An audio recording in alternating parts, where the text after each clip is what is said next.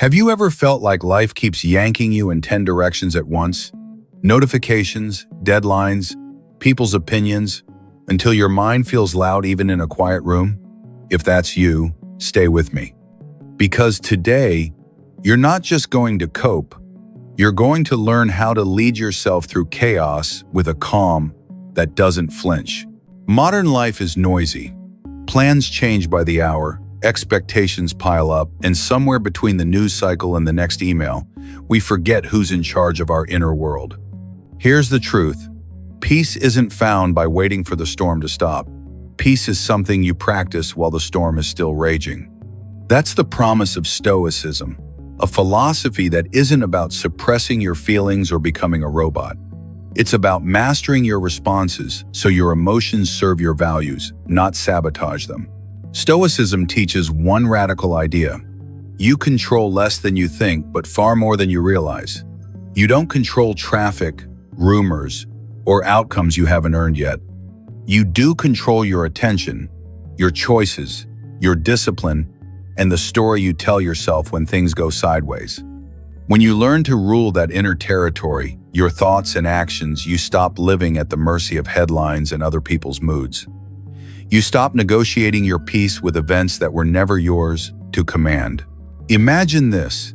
You walk into work already late. A critical message pings your phone. A colleague questions your plan. Someone online takes a shot at you. The old script kicks in: defend, react, spiral. But there's another path. You pause. One breath. Two questions. What here is mine to control? And what action aligns with my values right now? Maybe it's to listen before replying. Maybe it's to reprioritize quietly and execute. Small shift, huge outcome. You've moved from being tossed around to taking the helm. In this video, we'll explore more than 10 timeless, practical, Stoic Principles habits you can start applying today. These aren't abstract quotes to screenshot and forget. They're daily tools to build resilience, deepen your inner strength, and set a clear direction for your life. If you're wrestling with a tough relationship, drowning in responsibilities, or simply hungry for deeper purpose, these principles will help you stand taller, calm, clear, and grounded. Why do these principles hold up across centuries? Because human nature hasn't changed that much. We still confuse noise with urgency and motion with progress. Stoicism cuts through that confusion. It trains you to separate signal from noise, the controllable from the uncontrollable, and your highest values from your passing moods. The result isn't a life without problems. It's a life where problems don't own you. I've seen this shift firsthand. There was a season when I was reacting to everything, more consumed by what might happen than by the work in front of me. The breakthrough wasn't a big win. It was a small practice, starting each morning by naming one thing I could control and one virtue I would practice no matter what. On days when the plan blew up, that anchor kept me steady. Not perfect steady, and steady is what gets you through storms. Think of yourself as a lighthouse on a rocky coast. Ships will pass, some will call for help, storms will slam the shore. Your job isn't to calm the sea, it's to keep the light on, clear, constant, reliable. Stoicism is the routine that keeps that lamp burning. Honest reflection, deliberate choices, disciplined action, and a peace that isn't for sale. As we begin, ask yourself, where do I waste energy fighting what I can't control? Which emotions tend to hijack me? And what value do I want to protect when they surge? If my future self thanked me 1 year from now, what daily discipline would they thank me for starting today? Write your answers down. You're not watching a video, you're training your mind. Stoicism isn't cold. It's not about never feeling. It's about feeling fully and then choosing wisely. Anger can signal a boundary. Fear can highlight a risk. Sadness can point to love. We honor the message, but we don't hand the steering wheel to the mood. That's emotional maturity. That's power. By the end of this episode, you'll have a clear framework, over 10 concrete principles to navigate pressure without losing yourself, principles like anchoring your life to a steady purpose, creating space between trigger and response, preparing for obstacles in advance, and practicing disciplined action over impulsive reactions. Each one will come with examples you can implement immediately. If that kind of grounded confidence is what you're after, you're in the right place. Take a second to subscribe so you don't miss the rest of this series. More important, commit to trying one idea from today before you sleep. Not tomorrow, today. Small steps compound into unshakable strength. All right, let's begin with principle shown. Build a steady purpose. Because when your purpose is clear, the world gets quieter and every decision gets simpler. What if starting tonight, you never felt lost again? Not because life got easier, but because your direction got clearer. Imagine waking tomorrow with a purpose so steady it cuts through noise, doubt, and pressure like a lighthouse in heavy fog. That's not hype. That's what a clear purpose does. It turns storms into signposts and setbacks into steps. Before any tactic, time blocking, journaling, cold showers comes the question, where am I going and why? Without that, even perfect habits drift. Stoicism begins with alignment. Your values, your principles, the kind of person you're committed to becoming. When those are clear, choices get simpler, energy stops leaking, and your mind stops negotiating every decision with your mood. Purpose doesn't fall from the sky. You build it. Start with 3 prompts. What do I value when no one is watching? Which virtues do I want to practice daily? Courage, honesty, patience, discipline, compassion? Who do I want to be remembered as by the people I see every day? Write your answers not in a pretty font, but in plain words you'll recognize under stress. Then compress them into a 1-sentence North Star. For example, I show up with courage and clarity to serve, even when it's hard. Tape it near your desk. Make it your phone lock screen. Your purpose should be easy to see and hard to ignore. Picture this. Your calendar is stacked, a client is unhappy, and a family text thread explodes. You feel that familiar pull to fix everything at once. Instead, you glance at your 1-sentence purpose. You ask, what choice right now fits that sentence? Maybe it's to make one difficult phone call with kindness and firmness.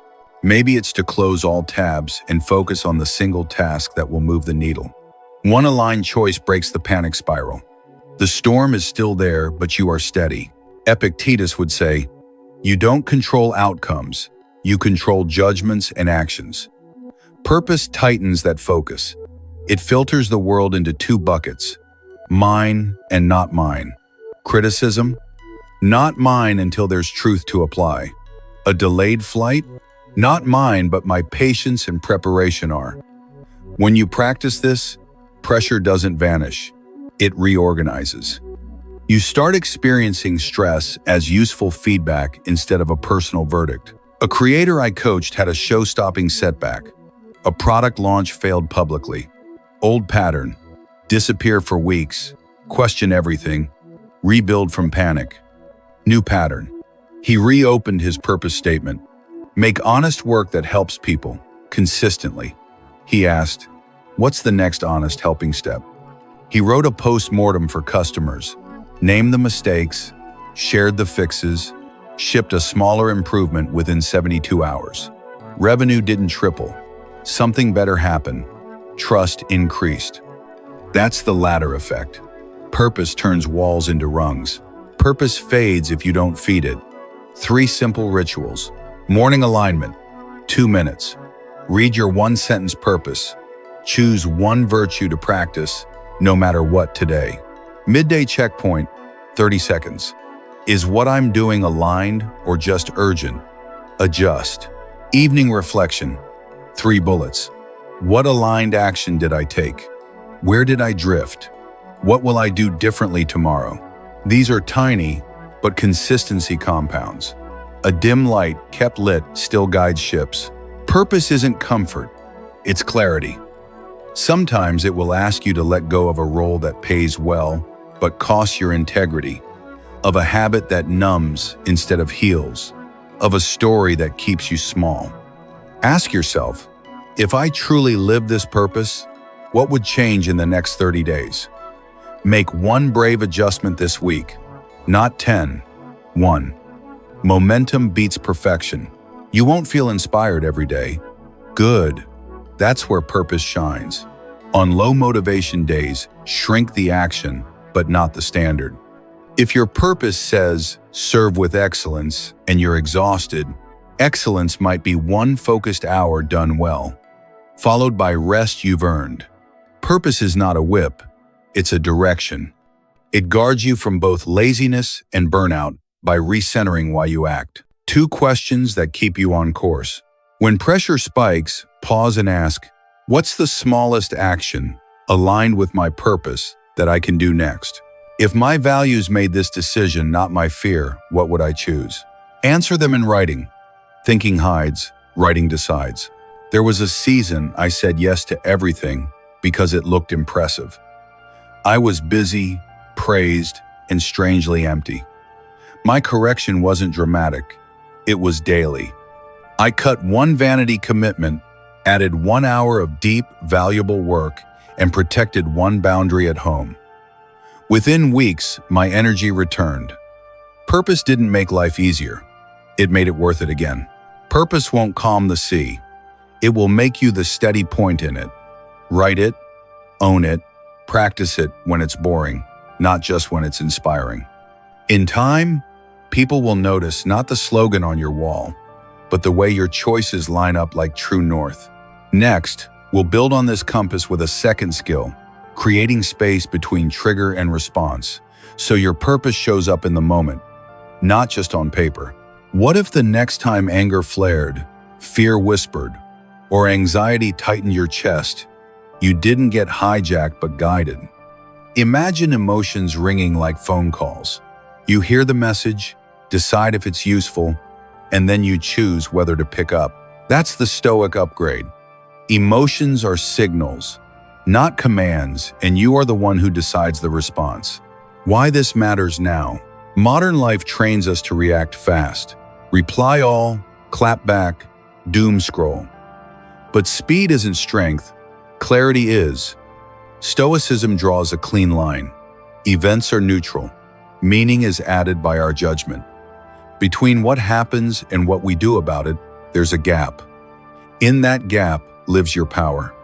Master that and you stop being dragged by every mood, headline, or critic with Wi-Fi. Reframing emotions from enemies to advisors. Anger can point to a violated boundary. Fear can warn of real risk. Sadness can reveal what you value. The goal isn't to silence emotions, but to translate them. Ask, what is this feeling trying to protect? Which value is it pointing to? When you shift from, I am angry, to I notice anger, you've already created space to choose. You are the observer, not the storm. A simple daily practice that actually works. 3 steps short, repeatable and realistic on a busy day. Tiny target, morning 60 seconds. Pick one controllable goal that aligns with your values. Write for 25 minutes. Speak calmly in the 2 p.m. meeting. Walk 10 minutes after lunch. Small is sustainable. Sustainable becomes transformational. Mindful check-in midday, 90 seconds. Breathe in 4 counts, out 6 counts, 3 cycles. Then ask, what am I feeling? Where is it in my body? What matters most in the next hour? Name it, tame it, aim it. Evening debrief, 3 quick lines. A. What emotion visited most? B. How did I respond? C. What will I try differently tomorrow? Progress beats perfection every time. The baker's lesson, craft over applause. Think of the quiet baker before dawn. No audience, no applause, just flour, heat, and attention. The work isn't driven by compliments or crushed by criticism. It's guided by craft. That's emotional mastery. You keep your hands in the dough, eyes on the loaf, heart in the process. The outside world can cheer or jeer. Your job is the same, improve the recipe. In your life, that might mean preparing for a presentation because it matters, not because likes or comments will validate it. Boundaries that protect your peace. Your mind is a garden. Be ruthless with the gate. Ask, what inputs nourish me? What drains me? People. Limit time with chronic complainers and chaos agents. Keep compassion. Drop the enmeshment. Media. Curate your feeds. Swap 20 minutes of outrage bait for 10 minutes of a book that builds you. Habits. Replace late-night scrolls with a wind-down ritual. Dim lights, light stretch, 2 pages of reflection. Boundaries aren't walls, they're irrigation. They don't isolate you, channel water to what you want to grow. When emotions spike, run this 5-step pattern quietly, anywhere. Stop. Pause 1 beat, remove your hands from the keyboard. Tune in. Label the emotion. This is anger. This is fear. Oxygen. 2 slow breaths, in 4, out 6. Inquire. What value needs protecting? What's my smallest wise action? Choose. Take that action, speak 1 clear sentence, ask 1 question, or decide to wait 24 hours. You didn't suppress the feeling. You steered it. A story about turning panic into poise. A manager I coached got a harsh email at 9:07 a.m. A client accusing her team of incompetence. Old pattern. Defend. CC everyone. Escalate. New pattern. STOIC. Reset. She named the emotion anger. Breathed. Asked, which value? Professionalism and service. She replied with 3 lines. Acknowledged concern, stated facts. Proposed a 15-minute call with a draft fix by noon. By 12:30, the client was calm, the plan was accepted, and the relationship improved. The trigger stayed the same. Her mastery changed the outcome. When you don't feel like it, motivation is moody. Standards shouldn't be. On low days, shrink the size of the task, not the quality of your attention. If your intention is show up with excellence, that might be 30 focused minutes done cleanly, followed by rest you've earned. Emotional mastery is not self-bullying. It's self-leadership, firm, kind, consistent. Make your environment an ally. Design beats willpower. Put your journal where your phone used to charge. Schedule a 10-minute white space block on your calendar after tough meetings. Use website blockers during deep work. Lay out your walking shoes the night before. You're not weak. Your environment is loud. Quiet it, and your mind follows. 2 questions to disarm reactivity.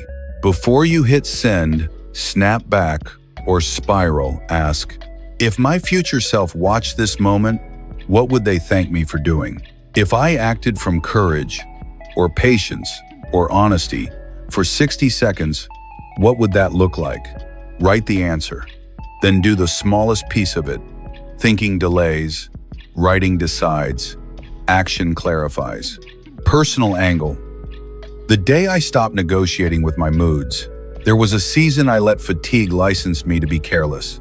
The fix wasn't a heroic surge, it was a rule. I can be tired, but not sloppy. I kept the emails short and clear. I asked for 5 minutes before sensitive replies. I took 10-minute resets instead of pretending I didn't need them. My mood still shifted. My standards didn't. And that changed everything. Close anchor and transition. Mastering your mind isn't about never feeling. It's about feeling fully and then choosing wisely. Practice the tiny target, the midday check-in, the evening debrief. Guard your garden. Use the STOIC reset. Do this long enough and people will notice not your slogans, but your steadiness. Next up, we'll make this mastery visible in the heat of conflict by creating space between trigger and response, so your values speak first, not your impulses. What if the next harsh comment didn't sting, it clarified? Imagine criticism arriving like mail. You sort it, keep what's useful, and discard the junk. No panic, no spiral, just signal from noise. That's the Stoic move. You can't control what people say, but you can master what you do with it. Reframe the game. Control the controllable. Stoicism draws a bright line. Other people's opinions live outside your control. Your interpretations and responses live inside it. The moment you accept that, pressure drops. You stop trying to edit the world and start editing your stance. Your goal isn't to win every argument. It's to protect your character and make better decisions. The pause that saves the day. Before you reply, pause. Give yourself one beat to avoid the reflex. Then run a 3-part check. Mirror. Why does this bother me? Is it pride, fear, a violated value? Minor. What nugget of truth, if any, can I use to improve? Filter. What's noise, projection, malice, ignorance I can let pass? This 10-20 second audit changes everything. You move from being managed by criticism to managing it. Patience and gentleness are power, not weakness. Patience doesn't mean silence forever. It means you choose the right moment and tone. Gentleness isn't softness, it's control. The Stoics knew, a calm mind sees more angles. When your voice stays even, you keep the relationship, the room, and your options. That is strategic strength. Build your thick skin the smart way. Thick skin isn't numbness, it's clarity. You separate me as a person from this piece of work right now. A critique of your draft isn't a verdict on your dignity. Treat feedback like a spotlight on a scene, not a flashlight in your eyes. Step to the side, adjust, keep filming. A story from the real world inbox fire to professional poise. At 8:12 a.m., a COO emailed a designer I coach. This layout ignores our users. Did you even research? Old pattern. Defend. Attach proof. CC half the company. New pattern. Pause, mirror, minor filter. She replied with 3 sentences. Acknowledge the concern. Summarize the research in 1 bullet. Proposed a 15-minute call with 2 layout options by afternoon. By 3 p.m., the COO apologized for the tone. The revised design shipped the next day. Same critic, different result because she was different. Conversation, not combat, a template. When criticism comes from someone who matters, boss, client, partner, shift to constructive dialogue. Clarify. So the core worry is X. Did I get that right? Context. Here's the constraint I was solving for and why I chose this path. Collaborate. Given A and B, would you prefer option 1 Zephyr or option 2 Boulder? This turns a fight into a joint problem-solving session. Your composure becomes contagious. The STAY method for hot moments. Use this field-tested reset when emotions spike. See it. Label it. I'm feeling defensive. Naming reduces heat. Take air. 2 slow breaths. In 4, out 6. Oxygen restores judgment. Align. Which value leads here? Truth, fairness, service, courage. Yield wisely. Choose the smallest skillful response. Ask 1 clarifying question. Propose 1 next step, or delay a day. You didn't submit, you selected. When criticism is unfair or unskillful, some feedback is projection in a nice suit. You can still harvest value. Ask, assuming 5% of this is true, what would that 5% be? Fix that part and let the rest dissolve. If the attack is public, respond once with facts and respect, then move on. Don't feed the fire. Satisfy the reasonable onlookers and keep building. Boundaries guard your dignity. Being open to feedback doesn't mean being open to abuse. Set terms. I'm happy to discuss changes. Let's keep it specific and respectful. If the tone stays toxic, exit the exchange or take it to a mediator. Your calm is not a permission slip for disrespect. Practice loop, turn critique into competence. Criticism has compounding returns when you track it. Keep a simple log. Date, source, claim, your action, outcome. Patterns appear. Maybe you under-explain decisions, or you rush formatting at the end. Each pattern becomes a skill to train. Over time, your weak spots become your signature strengths. Personal. Angle. The edit that humbled me. Years ago, an editor told me my draft sounded clever, not clear. It stung because it was true. I built a rule from that critique: clarity over cleverness. Now I ask, would a tired reader at 10 p.m. get this in one pass? That single standard raised my entire body of work. One honest critique, practiced repeatedly, can rewire your craft. 2 questions before you answer back. If my best self handled this, what would they say or do in 30 words or less? What evidence would change my mind, and do they have it? If the answer to #2 is yes, you just found a gift. If no, you just found your boundary. Close, anchor, and transition. You'll never control every opinion, but you can become unshakable in how you meet them. Pause first, mine for truth. Filter the noise. Protect the relationship when it's worth it. Protect your boundaries when it's not. Do this long enough, and your calm will do the persuading for you. Next, we'll take that calm into the heart of conflict by transforming offense into growth, so even insults become fuel for your wisdom. What if the next insult didn't bruise your spirit, it sharpened your wisdom? Imagine every jab, eye roll, or passive-aggressive comment arriving like a pop-up on your screen. You can read it, reframe it, and close it without downloading the virus. That's the Stoic shift. Pain is not only in the event, it's in the meaning we attach. Change the meaning, and you change the impact. Why reframing matters, and why it's not denial. Stoicism never asks you to pretend words don't hurt. It asks you to locate the hurt. Most of it lives in our interpretation. They said this, so I must be unworthy. Reframing isn't lying to yourself. It's telling the fuller truth. They said this. It stung. But I still choose the response that serves my values.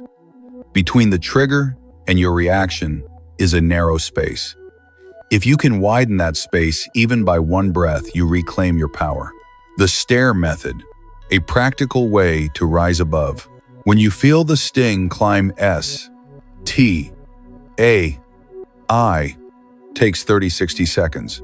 S, see it. This is offense. Name the feeling so it stops naming you. T, take air. 2 slow breaths in 4, out 6. Oxygen beats outrage. A, ask, meaning, what story am I telling? Is there another angle? I identify value. Which value do I want to protect? Dignity, truth, courage, restraint. R, respond or release. Choose a small, wise action or choose not to engage. Climb it in your head. Rise above in real life. From wound to wisdom, a reframing example. Say a colleague snaps. Do you ever double-check your work? Old story. They don't respect me. New story. There's a concern about accuracy. I value excellence. I'll address the process, not the insult. Your reply becomes calm, specific, brief. You're right. Yesterday's file had errors. I'm adding a 2-minute checklist before handoff. If there's a specific miss you saw, send it, I'll fix it.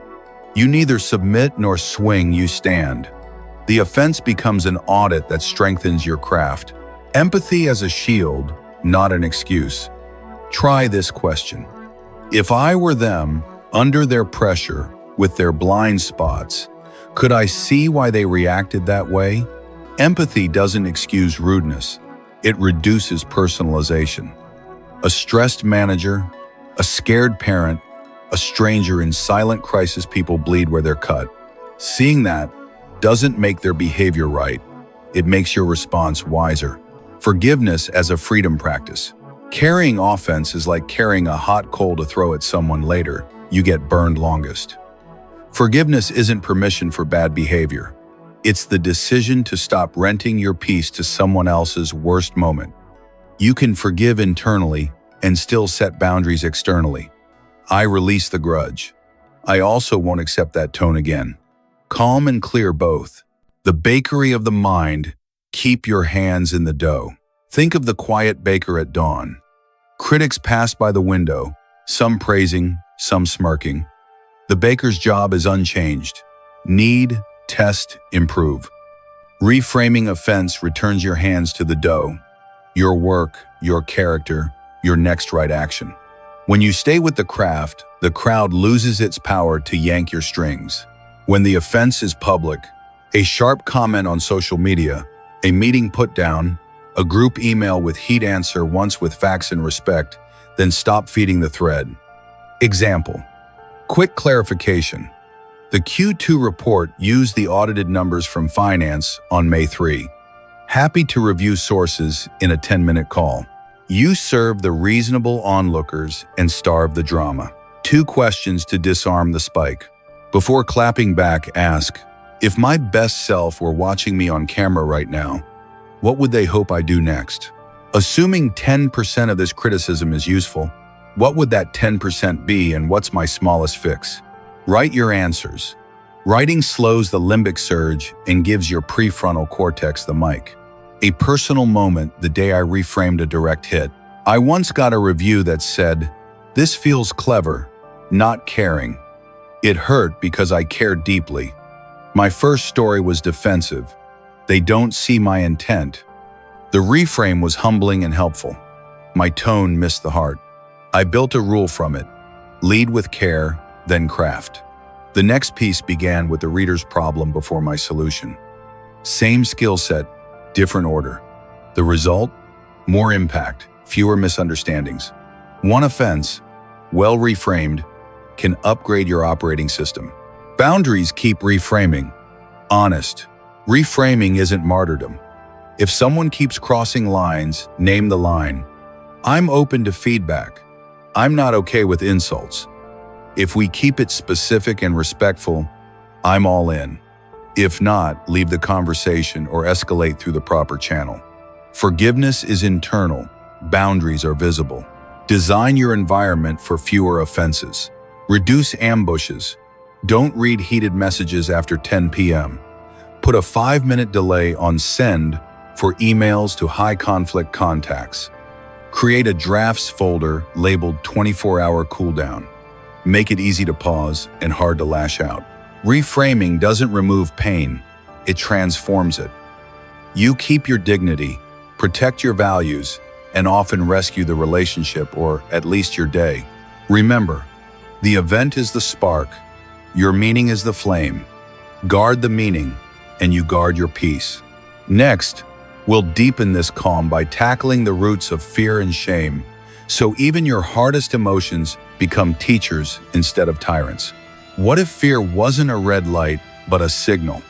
And what if shame, instead of locking you in the past, became a doorway to a wiser self? Picture this. The next time your heart races or your stomach drops, you don't shut down, you lean in, translate the signal, and take one clear step forward. That's not bravado. That's stoic courage in practice. Fear feeds on the unknown. The more vague the threat, the bigger the monster. Stoicism teaches us to bring a lamp into the dark. Define, break down, and test in reality. For public speaking, for instance, what if I fail? Become specific. What if I forget a line? What if my voice shakes? Now you can design tiny experiments. A 30-second talk to one colleague, then 2, then your team. Each rep shrinks the unknown. You're not erasing fear, you're educating it. A simple framework, B-R-A-V-E. When fear spikes, use B-R-A-V-E in under 2 minutes. Breathe. 2 slow cycles. Inhale, 4. Exhale, 6. Oxygen lowers noise. R reality check. What's the exact threat? What's the most likely outcome? A. Adjust size. Choose the smallest next step that still counts. Send the email draft. Rehearse the first 60 seconds. V. Values first. Which virtue leads here? Courage, honesty, service. Let that virtue choose the step. E. Evidence. Capture one piece of proof you handled it. A note, a win, or simply, I showed up. Evidence compounds confidence. The exposure ladder, courage on ramp, not cliff. Think of courage as a ramp, not a jump. Build a 5-rung ladder for your fear. Read your opening line alone. Record a 1-minute voice memo. Deliver it to a supportive friend. Present to 3 coworkers on Zoom. Share a 3-minute talk in a team meeting. Climb slowly, repeat rungs, rest when needed. Progress isn't a headline, it's a pattern. Turning towards shame without drowning in it. Shame says, there's something wrong with me. Stoicism invites a cleaner story. There's something wrong in this action, and I can improve it. The difference is everything. Instead of hiding, you examine. What did I expect? What actually happened? What skill was missing? You separate your dignity from your draft. Then you fix the draft. From wound to wisdom. The 3 R's of shame. Recognize. Name it. This is shame. Where do I feel it? Throat, chest, gut? Reframe. Shift from identity to process. I made a mistake and I can learn. Repair. Decide a visible next step. Apologize. Correct a file. Book coaching. Document a checklist. This is self-respect in motion. You're not coddling yourself. You're coaching yourself. A real-world moment. Stage fright to steady voice. A client once froze at the first word of a quarterly update. The old pattern. Avoid the next talk. Replay the moment for weeks. The new plan. B, R, A, V, E, plus an exposure ladder. She rehearsed a 45-second intro into her phone every morning for 10 days. She presented that same 45 seconds to 1 ally on day 4, 2 allies on day 7, and the team on day 10. On meeting day, her hands still shook for 15 seconds. Then the reps took over. The update landed. More important, she rewrote her identity from I choke to I prepare. Self-forgiveness. How to do it without letting yourself off the hook. Self-forgiveness is not erasing consequences. It's refusing a life sentence. Use this line. I'm responsible for the fix, not for eternal punishment. Then set a standard you can respect. Document what you'll do differently, who you'll inform, and when you'll review it. Shame loses its grip when improvement has a date on the calendar. Recruit your circle support, not spectators. Courage scales with company. Ask a trusted friend or mentor. Can I practice for 5 minutes? Will you listen to my opening and give me one suggestion? Set a narrow request. People love to help when they know the target. If you don't have a person, use a camera. A lens gives honest feedback and zero judgment. Design the room so fear has less furniture. Environment beats willpower. Put your notes on one clean card. Stand where your feet feel planted. Place a glass of water within reach. Silence notifications. Use a 30-minute focus block and schedule a 10-minute post-event walk. These small, physical choices signal safety to your nervous system. Calm body, clearer mind. 2 questions to cut fear in half. What would 60 seconds of courage do right now? Make the call, write the first sentence, hit record. What's the worst likely outcome, and can I live with it? If yes, go. If no, resize the step until the answer is yes. A personal pivot when I almost quit too soon. I once shelved a project after one awkward presentation. The story in my head, maybe I'm not the person for this. The correction was stoic and simple. I didn't need a new identity. I needed a new rep pattern. I set a 3-week ladder. 5 micro talks, 2 recorded run-throughs, 1 live session. The project didn't magically become easy, but it became mine again. Fear didn't vanish. It learned where to stand. Fear is a signal to prepare. Shame is a signal to repair. When you breathe, define, and take the smallest values-aligned step, you move from being managed by feelings to leading yourself through them. Practice the ladder. Use B, R, A, VE. Own the 3 R's. Add good people and good design. Do this long enough, and your reputation changes from easily rattled to quietly reliable. Next, we'll strengthen that reliability further by anticipating obstacles before they arrive, so setbacks feel planned for, not personal. What if tomorrow's unexpected problem wasn't a crisis but a calendar event you already planned for? Imagine walking into your day with quiet confidence because you've previewed the worst, rehearsed the response, and stocked the tools. That's not pessimism, that's stoic preparation. When you expect turbulence, you don't fear the bump, you tighten the seatbelt and keep flying. Why anticipating isn't negative, it's protective. Stoicism never asks you to expect disaster. It asks you to rehearse for reality. Life includes delays, rejections, tech failures, offhand comments that sting. When we refuse to imagine them, we get blindsided. When we preview them, we shrink their power. Anticipation lowers the shock, increases flexibility, and preserves calm under pressure. You're not summoning bad luck, you're building resilience on purpose. From fog to flight plan, the ANTICIPATE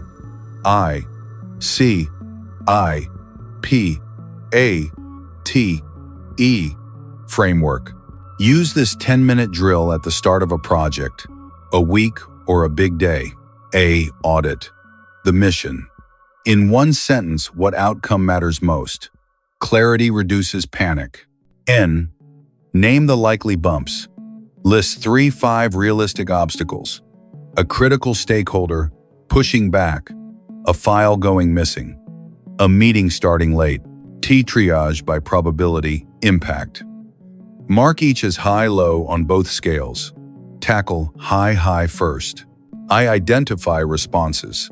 For each high-high, define one pre-made move, template email, backup file, alternate vendor.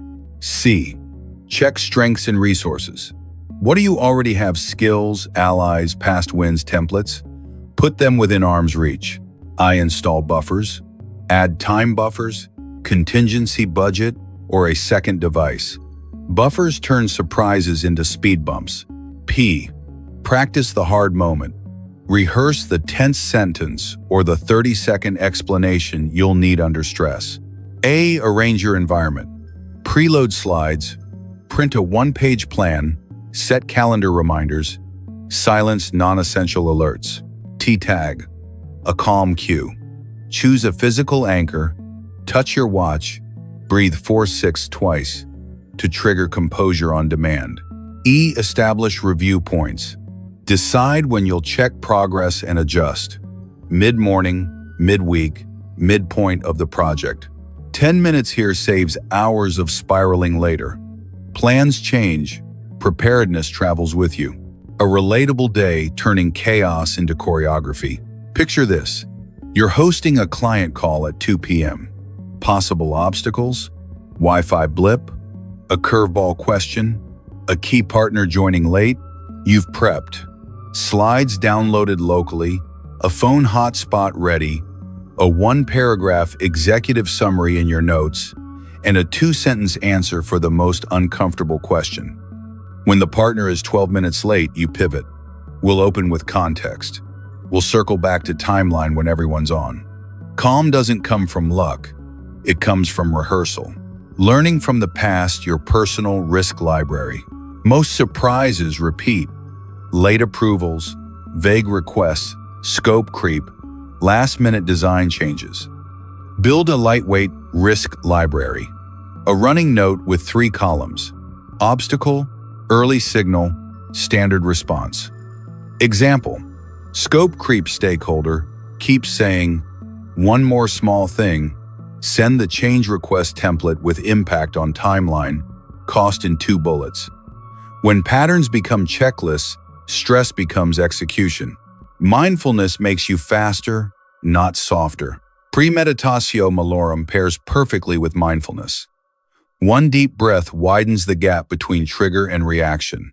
Your plan walks through that gap.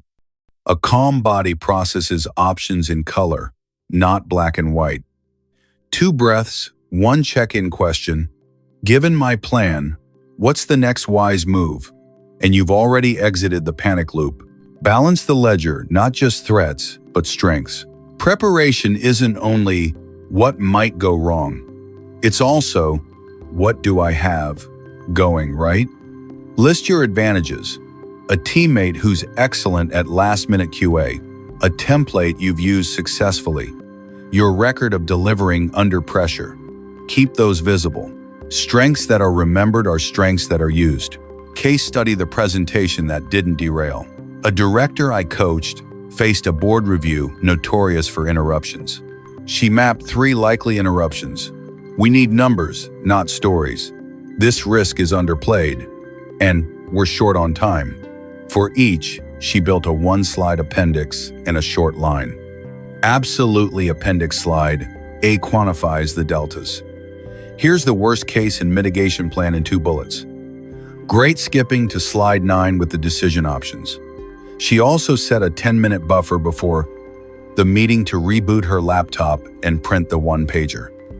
The interruptions came, the derailment didn't.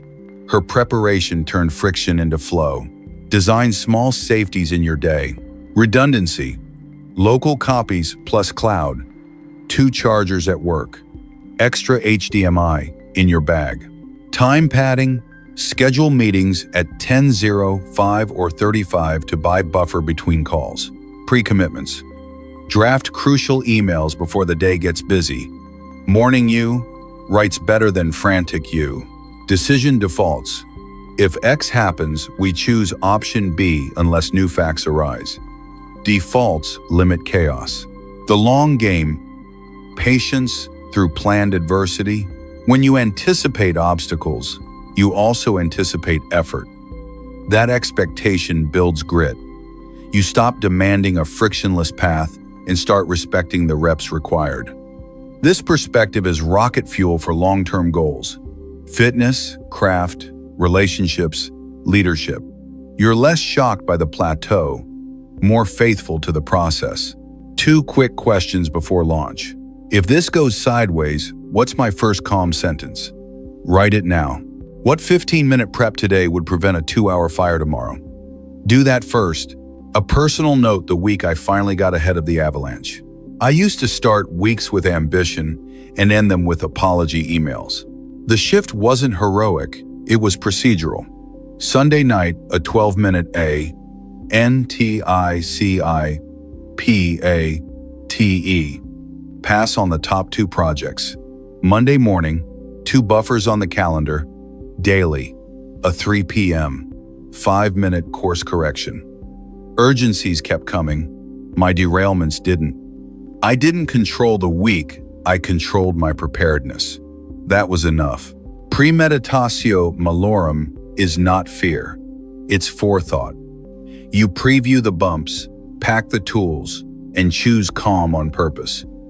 Do this consistently and people will call you lucky when really you're ready. Next, we'll reinforce this readiness by building inner strength that endures. So preparation isn't just a plan on paper, but a character you can trust under pressure. What if your greatest stability didn't come from a perfect plan or a perfect market, but from a center inside you that doesn't shake? Imagine walking into hard days with a quiet confidence. I know what's mine to carry, what's not, and how I'll stand either way. That's inner strength. Not bravado, not pretending. A practiced steadiness you can trust when life gets loud. The core of inner strength clarity before courage. Stoicism starts with a simple split that changes everything. There's what you can control, your judgments, choices, standards, and what you can't, others' opinions. Outcomes you haven't earned yet. Yesterday's mistakes. Inner strength grows the moment you stop wrestling the ocean and start steering the boat. Ask several times a day, is this mine to control or mine to accept? If it's yours, act. If it's not, release. That tiny distinction saves you hours of invisible struggle. Self-awareness. The instrument check. You can't play a symphony with a detuned instrument. Self-awareness is tuning. Try the 3-lens check each morning. Body. What's my physical state? Sleep, caffeine, tension, mind. What story am I telling today? Scarcity or purpose? Values.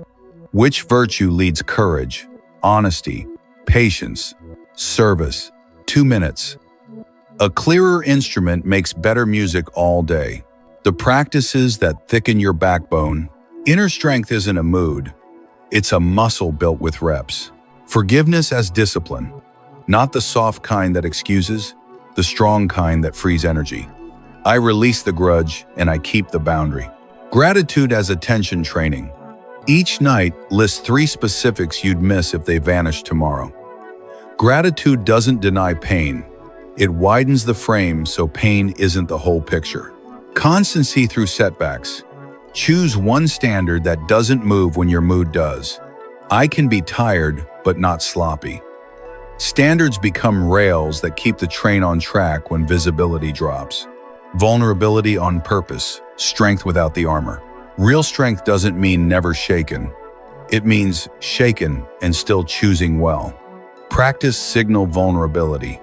Name the truth that helps the team move forward. I don't have the answer yet. Here's my next step and when you'll hear from me. Your honesty lowers the room's anxiety and raises trust. Fear says hide the crack. Wisdom says show the plan. Community and faith, the scaffolding that holds your climb. Stoics weren't lone wolves. They were citizens. Your inner life expands with the right outer circle. Curate it. Ask 2 people to be your steadiness partners. Text them a 1-line check-in. Today's virtue. Patience. 1 tough moment. 3 p.m. Review. If faith is part of your life, treat it as training. Not only comfort 5 minutes of stillness, a psalm, a prayer, a mantra. You're not outsourcing strength, you're anchoring it. From hurt to growth, the F. A, C, E, loop. When adversity hits, run F. A, C, E. To keep dignity and direction. F. Feel it. Name the emotion without judgment. This is fear. This is grief. Felt feelings pass. Buried feelings leak. A. Assess control. What's mine here? What's not? List both. C. Choose a virtue-led action. The smallest next step that honors your values. Call, clarify, correct, or simply breathe and wait. E. Extract the lesson. 1 sentence. Next time I'll capture it in a notes file titled Scars Skills. Run this loop enough and setbacks stop being identity statements. They become training sessions. A story from the field. Steadiness under heat. A regional manager I coached was blindsided by a public downgrade from headquarters. Old pattern. Defend, blame, overwork, burnout. New pattern. FACE. She named the sting, listed controls, coaching peers, tightening metrics, narrative for her team, chose 1 virtue, clarity, and delivered a 5-minute address. Here's what happened. Here's what's ours. Here's our next 14 days. She also texted her steadiness partner a single line. Hold me to patience at 5 p.m. when my energy dips. 2 weeks later, numbers were better, but the bigger win was the culture. Calmer, braver, more honest. Make your environment do half the work. Design beats willpower. Physical anchors. A ring you touch before tough conversations. A sticky note on your screen. Control is greater than outcome. Time anchors. A 10-minute reset block after high-stress meetings. A nightly shutdown ritual. 2 bullet reflections. Phone outside bedroom. Information diet. Replace 15 minutes of outrage bait with 5 minutes of something that builds you. Scripture, a good book, a thoughtful podcast. Your nervous system learns what safe feels like. 2 questions that thicken your calm. If my values, not my feelings, made this decision, what would I do in the next 60 seconds? 1 year from now, what habit would future me thank me for starting today? Write the answers. Thinking is fog, Writing is windshield wipers. Self-respect in action, the one standard rule. Pick one standard you'll keep regardless of mood. I communicate clearly, or I finish what I open, or I treat people with respect, especially when tired. Announce it to your team or family. Let them hold you to it. Falling short isn't failure, it's feedback. Inner strength isn't perfection. It's returning to the standard faster each time. A personal note: the day I stopped auditioning for approval. I used to measure my day by other people's faces. If they smiled, I stood tall. If they frowned, I shrank. The shift wasn't magical. I made a trade. Approval for alignment. Each morning I wrote one line. Today I will be useful, not impressive. I still like compliments. I'm just not for sale. That single shift returned hours of peace I didn't know I had leased out. Inner strength isn't loud. It's the quiet alignment of values, choices, and boundaries repeated until it becomes character. Forgive to free energy. Practice gratitude to widen perspective. Be consistent through imperfect days.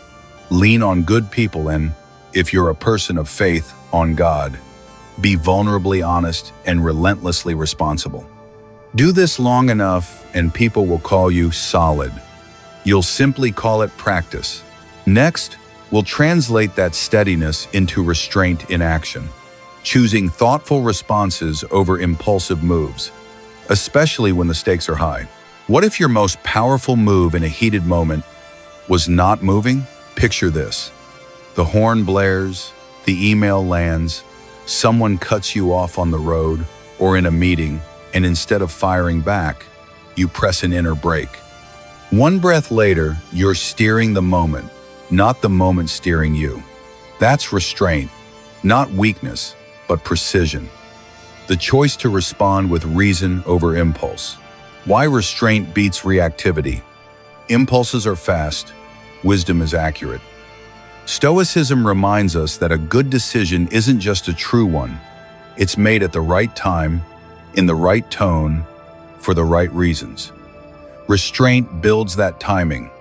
It creates a buffer between trigger and action, so your values can take the mic before your adrenaline does. Think of it as pressing pause on a remote. The movie of your life is still playing, but you've taken control of the frame. The PAUSE protocol. Your 30-second reset. When the heat rises, run this quick sequence anywhere, anytime. P-park the impulse. Hands off the keyboard, jaw unclench, eyes soften. A, air first. 2 slow breaths in 4. Out 6. Oxygen is a decision tool. U, understand the stake. What's actually at risk here? Ego or outcome? S, select the value. Courage, patience, honesty, respect. Name the one that leads this moment. E, execute one small action. Ask one clarifying question, say one clean sentence, or decide to reply tomorrow. You didn't stuff the feeling, you steered it. Everyday scenes where restraint pays dividends. Traffic, someone cuts you off. Old script chase, honk, stew. New script exhale, widen the following distance. Turn on a favorite song or a short breathing practice.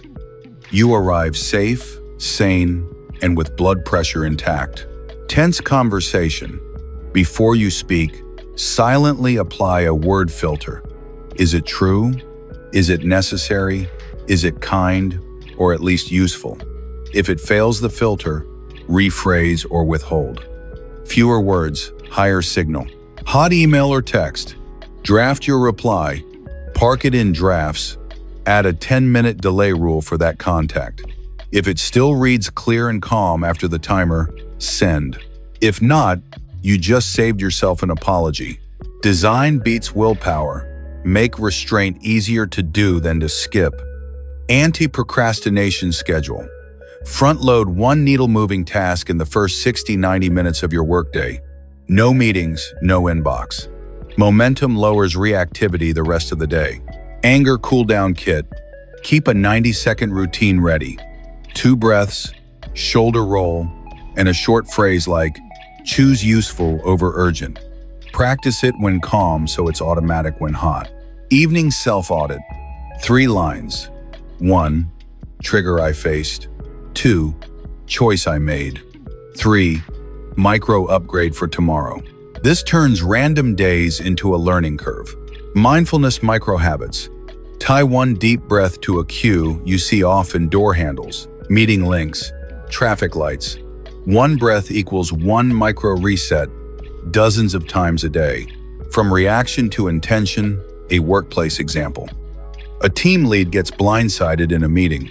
This timeline feels unrealistic. Old pattern: defend, talk faster, promise more. New pattern: PAUSE. They breathe, ask a clarifying question, then pick the value clarity. Response: let me ground this in facts. With current staffing, the earliest responsible date is July 15. If we add 1 contractor, we can pull to July 1. Which constraint do we want to move? Restraint didn't stall the decision. It improved it. Self-talk that steadies the hand. When impulses rise, phrases matter. Try. Not now. Still deciding. Buys time. Facts first, feelings next. Orders the sequence. I can be tired, not sloppy. Keeps the standard. These short lines are rails. Your train stays on track even in fog. Make your body your ally. Reactivity is physical. Use the body to calm the mind. Sit back an inch in your chair. Feel both feet down. Relax the tongue from the roof of your mouth. Lower your shoulders. This posture lowers threat signals in seconds. Add a glass of water nearby. A sip can be the tiny action that interrupts a spiral. Boundaries. Restraint with a spine. Restraint isn't passivity. You can be calm and clear. If someone is aggressive, you can say, I'm happy to discuss the issue. I'm not okay with this tone. Let's keep it specific and respectful. If it continues, end the exchange or move it to a mediator. Your steadiness is not a green light for disrespect. 2-minute drill for high-stakes moments. Before the big presentation or difficult call, pre-commit 1 value. Today I lead with patience, or today I lead with candor. Pre-write 1 sentence. Your first calm line if things go sideways. Pre-choose 1 exit. If I feel flooded, I'll request 5 minutes or a follow-up call. Pre-decisions reduce in the moment flailing. A personal. Note the day restraint saved the relationship. I once wrote a perfectly devastating reply at 11:47 p.m. to a partner who had criticized me publicly. PAUSE. Kept my finger off send. I slept. At 7 a.m., I rewrote. Shorter, clearer, useful. We solved the issue in 15 minutes. The partnership lasted 2 more years. Restraint didn't make me smaller. It made the relationship bigger than my ego. 2 questions to ask before you act. Will this action reduce the problem or just reduce my discomfort? What would 60 seconds of courage choose here? Often. Wait, clarify, or state the truth once and stop. Write your answer. Writing turns heat into handle. Restraint is not about choking back life. It's about choosing the right dose at the right time. 1 breath, 1 value, 1 clean sentence. Practice that sequence and people will call you grounded when really you're trained. Next, we'll widen this training by embracing acceptance without surrender, so you stop wasting energy on what you can't control and invest it where it actually moves your life. What if acceptance wasn't giving up but gearing up? Picture this. Life throws a curveball: job loss, a plan derailed, a person being exactly who they've always been, and instead of collapsing, you say, okay, this is real. Now what's my best move? That's active acceptance, not surrender, not denial. It's the fastest route from wasted energy to effective action. Reframing acceptance, not passive, precise. Acceptance gets a bad reputation because we confuse it with apathy. In Stoic terms, Acceptance is simply seeing what is clearly, fully, so you can invest effort where it actually matters. It's the difference between arguing with the weather and packing the right jacket. When you stop spending energy fighting facts, you regain capacity to change what's still changeable. The ACCEPT framework, 2 minutes to reset your stance. Use this quick loop whenever reality isn't what you wanted. A. Acknowledge the facts. Say them plainly. I was let go. The budget is cut. They're late again. Naming ends the inner debate. C. Check what's controllable. Separate next actions from wishful thinking. What tiny levers are truly yours? C. Choose your value. Which virtue leads here? Courage, patience, honesty, service. Values make directions, not just feelings. E. Execute one step. Send the email, update the resume, book the call, draft the plan. Action is the antidote to spirals. P. Practice gratitude. Identify 3 things that still support your skills: people, health, time. Gratitude widens the frame. T. Trim perfection. Define. Good enough today. Perfection stalls. Progress compounds. When life hits your finances or career, let's say you lose your job, acceptance doesn't mean, I guess I'm doomed. It means, this happened. Here's my next move. In the first 48 hours, clean up your resume with measurable outcomes. Refresh your LinkedIn headline to the role you want, not just the one you had. Make a list of 10 warm contacts and send 3 short check-in notes per day. Create a 1-page value brief, 3 problems you solve, 3 proof points, 1 60-second story. Acceptance shifts you from identity shock to opportunity design. Perfectionism versus progress, switching fuel. Perfection is a moving target that keeps your life on pause. Active acceptance says, ship the draft, not the daydream. Try the 90-90 rule. 90 minutes of focused work on the most important task, shipped at 90% quality by a set deadline. Then iterate tomorrow. Progress you can improve beats perfection you can't deliver. Gratitude that isn't cheesy how it actually works. Gratitude isn't a motivational poster. It's attention training. Your brain can fixate on absence or presence. Each night, write 3 specifics you'd miss if they vanished. The friend who replied, the body that carried you, the skill you used at 2 p.m. You're not pretending everything's great. You're letting what's good share the stage with what's hard. That balance restores motivation. In relationships, acceptance with a spine. Active acceptance of people is seeing patterns for what they are. If someone consistently runs late or communicates bluntly, acceptance says, this is how they operate now. What boundary and system keep the relationship healthy? You don't excuse harm. You draw a line with respect. I value this relationship, and I need us to be specific and civil. If we slip, we reschedule. Compassion sees the human. Boundaries protect the human in you. A street-level example, traffic and tone. Someone cuts you off. Old script. Blast the horn.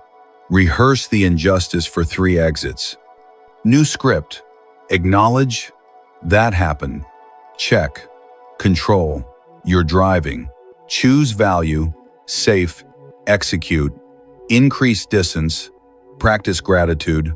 You're okay. Trim perfection. The drive won't be flawless. It'll be safe. You arrive with a steady heart rate and an evening you didn't hand over to a stranger. Design for acceptance, make wise choices easier. Design beats willpower. Pre-commit a good enough checklist for key tasks. Put a 24-hour cooling rule on email replies after 10 p.m. Use an if-then boundary in relationships. If the meeting becomes hostile, then I'll pause and propose a follow-up. Schedule a weekly reality check block. What changed? What's fixed? And where will next week's 90 minutes go? Acceptance becomes a habit when it has a home on your calendar. A quick test to detect resistance. Ask yourself, am I trying to edit the past control another person, or change physics? If yes, you're burning fuel on the uncontrollable. Pivot immediately to, what can I do, start, stop, or say that aligns with my values in the next 15 minutes? That pivot is the muscle we're building. A personal note, the day I stopped fighting the tide. There was a season I measured my worth by a plan that kept shifting. Every change felt like an insult. The breakthrough wasn't a win, it was a sentence. This is happening, and I'm still responsible for my next step. I started shipping imperfect episodes, asking for help sooner, and letting reality, not idealism, set my pace. Life didn't get easier. I got efficient and peaceful. 2 questions to end the tug of war. Given reality as it is, what would my best self do first? For 10 minutes right now. If I release perfection by 10%, what valuable action becomes possible today? Write the answers, then move. Action clarifies. Active acceptance saves energy, preserves dignity, and accelerates progress. You see clearly, choose your value, act on the controllable, and appreciate what still sustains you. Do this and watch your life trade drama for traction. Next, we'll expand that traction by living in alignment with nature and core virtues, so your daily choices flow with how life actually works, not against it. What if the most modern way to live is actually the oldest, aligning your choices with how life really works? Imagine waking up with a simple compass. Act with reason. Remember you're not alone. Respect the seasons of change, and let your daily steps reflect the person you mean to be. That's living according to nature. Not a slogan, an operating system that makes hard days clearer and good days richer. The map, reason, and relationship. Stoicism starts with 2 truths. We are rational and we are social. When we forget either, we suffer. Pure logic without people becomes cold. Constant people-pleasing without reason becomes chaos. Living according to nature means asking 2 questions before big moves. What does reason say is true here? Facts, trade-offs, timing. What serves the common good? Trust, fairness, the long view. When both answers point the same way, you're in the current of life, not fighting it. Respect the seasons: growth, change, renewal. Everything you care about moves in cycles. Energy, careers, relationships, health. Winter isn't a failure. It's part of the forest. If you're in a growth season, invest. If you're in a pruning season, simplify. If you're in a recovery season, rest so you can rise. Ask, which season am I in, honestly? Then make season-fit decisions. Don't demand June results from a January body. The 4 virtues, your daily engine. Stoicism isn't a museum. It's muscle memory. Train these 4 every day. Wisdom. Seek the signal. Ignore the noise. 5 minutes of note-taking beats. 50 minutes of doom scrolling. Courage. Do the right thing when it costs. 1 clear no. 1 honest update. 1 calm boundary. Justice. Treat people as ends, not tools. Share credit, pay fairly, keep promises, especially small ones. Temperance. Choose enough. Stop at 1 drink, 1 episode, 1 purchase you truly value. Limits create freedom. Simplify to amplify. Complication is expensive. Nature prefers simple rules with consistent follow-through. Try the 3 priority day. Before noon, finish 3 meaningful actions, no more, no less. Or the 1 in, 1 out rule at home. If something comes in, something goes out. Focus isn't punishment. It's how results happen. Relationships that fit the grain of life. You are wired for connection. Make it intentional. Replace catch up sometime with a 20-minute call on your calendar. At dinner, ask 1 real question. What mattered most in your day? Practice clean conflict. Address issues without attacking identities. When someone shows you their pattern, chronic lateness, Sharp tone, accept reality, and add a boundary. Compassion plus clarity sustains bonds. Sustainable choices start where you stand. Living according to nature includes the nature outside your window. You don't have to be a perfect environmentalist to be a responsible one. Pick one habit that fits your life. A reusable bottle, a weekly walk to errands day, fixing rather than replacing once this month. The point isn't grand gestures, it's alignment, your love for the world, expressed in doable choices. Mindfulness as ignition, not escape. 5 quiet minutes can change the other 1,435. Sit, breathe in for 4, out for 6, and notice your posture, your story, your next right step. Mindfulness isn't checking out, it's checking in so you can act on purpose. Pair it with a cue. First coffee, parking the car, the moment you lock your front door. The cue becomes a doorway from autopilot to intention. A day in alignment, what it looks like. Morning. You read a short line from your North Star. Then choose a virtue to practice today: wisdom or courage or patience. Work. You ship one meaningful task before opening the inbox. Midday. You take a 10-minute walk, phone-free, and call a friend you've been meaning to text. Afternoon. You handle pushback with a clean sentence and a question. Evening. You eat simply, rinse your plate, and write 3 gratitudes you'd miss if they were gone tomorrow. None of these are heroic. Together they feel like a life. A small framework to stay in the current. Nature. N. Notice the season. Am I in growth, pruning, or recovery? Adjust expectations accordingly. A. Act with reason. What are the facts and trade-offs? What does evidence suggest? T. Tend the web. Who is affected? What strengthens the relationship or community? You use the virtues. Which one leads this choice? Wisdom, courage, justice, temperance. R. Reduce excess. What can I remove so the essential can breathe? E. Engage the moment. One mindful breath, one deliberate step now. Run this loop for 5 minutes in the morning. Let it steer the rest of the day.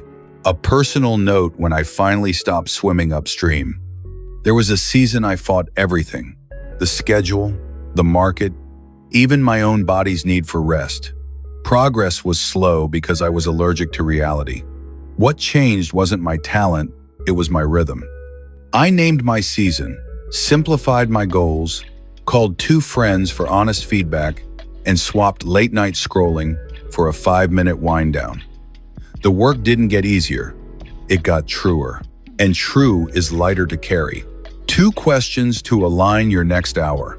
What's the simplest, useful action I can take that respects both reason and relationship? If I let one virtue lead for the next 60 minutes, which one would move the needle most? Write the answers. Then go do one small, real thing. Living according to nature is not retreat, it's resonance. You think clearly, love concretely, move simply, and breathe on purpose. Do this long enough and people will say, "You're lucky." You'll know it's alignment. In our final section, we'll wrap these principles into a daily routine you can actually follow: small, repeatable moves that build a life you trust. What if, 90 days from now, you felt noticeably calmer, clearer, and harder to shake, not because life got easier, but because you trained for it? If that sounds good, don't just nod. Lock it in. This is your call to action. Subscribe, stick with the practice, and let Stoic wisdom turn into daily strength you can see and others can feel. Why subscribe? Not for hype, for continuity. Change doesn't happen from a single video.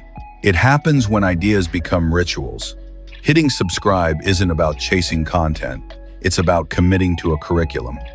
Each episode in this series stacks on the last: purpose, mind mastery, criticism, reframing, fear, foresight, inner strength, restraint, acceptance, and living according to nature. Together, they form a system that stabilizes you under pressure and keeps you generous when you're strong. The roadmap from knowing to becoming. Here's a simple, repeatable path to practice Stoicism without turning your life upside down. Week 1. Anchor. Write your one-sentence purpose and set a single, non-negotiable standard. For example, I can be tired, not sloppy. Read them every morning. Week 2. Mind and emotions. Use the S, T, O, I, C, or P, A, U, S, E. Reset once per day when you feel triggered. Record the outcome in 3 lines at night. Week 3. Criticism to craft. Log every piece of feedback. Extract the 5% that's useful and improve one small thing within 48 hours. Week 4. Reframing offense. Practice STAIR whenever you feel stung.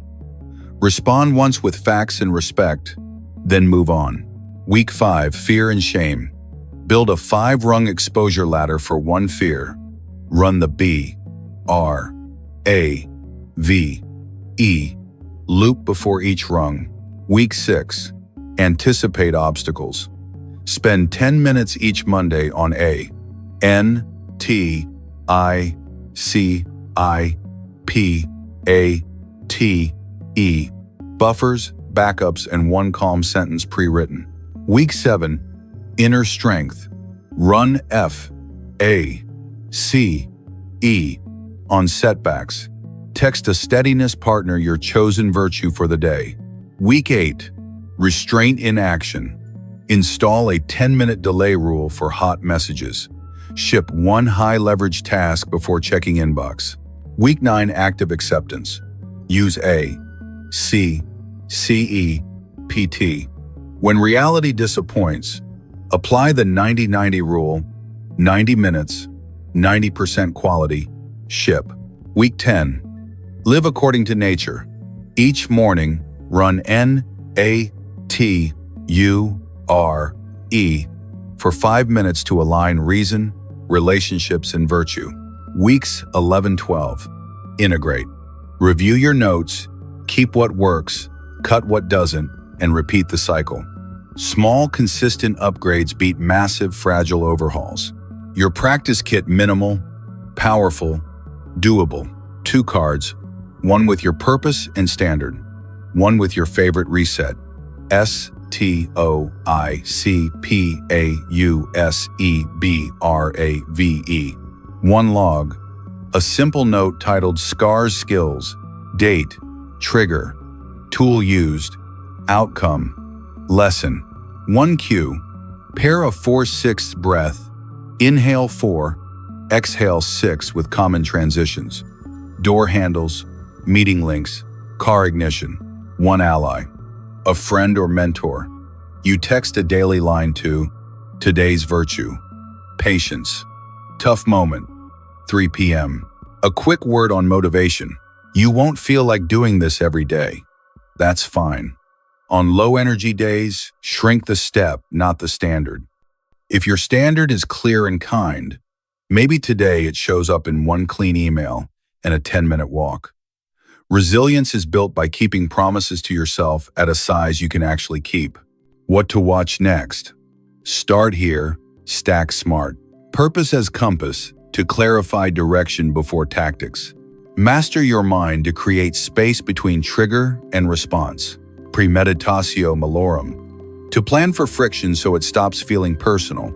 Play them in order for the best results, or hit the one that solves today's problem and circle back. Community matters.